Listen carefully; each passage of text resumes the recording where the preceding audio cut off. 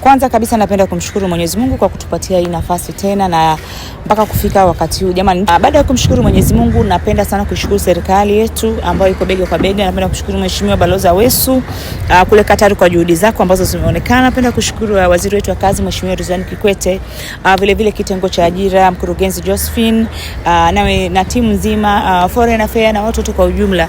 Vile vile tunapenda sana pia kumshukuru mama kwa bidii hizi ambazo tunaziona jamani. Kikweli kabisa hizi fursa zipo na fursa za bure. Kwa tunaomba vijana wengi wetu mjitokeze kwa wingi na tuweze changamkie hizi fursa, kwani fursa ni nyingi sana. Kama mnavyoona wageni wetu wamekuja tayari na eneo la usaili ni NIT Mabibo. Sawa, baada ya soko geti la kwanza tule ndio watu mtaingia hapo, tutaelekeza maelekezo tu jamani, kuanzia saa moja kamili njoo na CV yako, njoo na passport yako original, njoo na leseni yako original. Sawa, mjulishe mwenzako na mwingine amwambie mwingine. Ni madereva wa truck driver na mabasi. Sawa, karibuni. Kigezo kikubwa uweze pia kujua kuzungumza Kiingereza tu jamani. Naomba sana vijana wetu mjitokeze kwa wingi. Tuko hapa NIT Mabibo.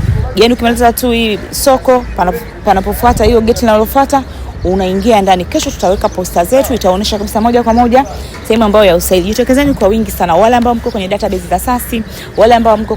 za SASI, pia tunaomba mjitokeze. Madereva jamani, hizi kazi zingatieni ni bure. Sisi tu mkasema sini, hapana. Kazi za mwasalati ni bure na kula mtu yote ambaye amelipishwa malipo yote so far mpaka saizi. Kwa hiyo tunaomba mje wengi.